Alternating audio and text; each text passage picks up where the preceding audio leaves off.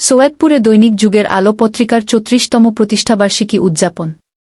নীলফামারীর সৈয়দপুরে রংপুর থেকে প্রকাশিত জনপ্রিয় দৈনিক ও যুগের আলো পত্রিকার ৩৪তম প্রতিষ্ঠাবার্ষিকী উদযাপন করা হয়েছে উৎসবমুখর পরিবেশে। উপলক্ষে আজ এক দোয়া মাহফিল ও কেক কাটার আয়োজন করা হয়। এতে উপস্থিত ছিলেন দৈনিক যুগের আলো পত্রিকার সৈয়দপুর প্রতিনিধি ওবায়দুল ইসলাম, এশিয়া টিভির সৈয়দপুর উপজেলা প্রতিনিধি মাইনুল ইসলাম, সিনিয়র সাংবাদিক জিকরুল হক সহ স্থানীয় গণ্যমান্য ব্যক্তি ও সাংবাদিকবৃন্দ।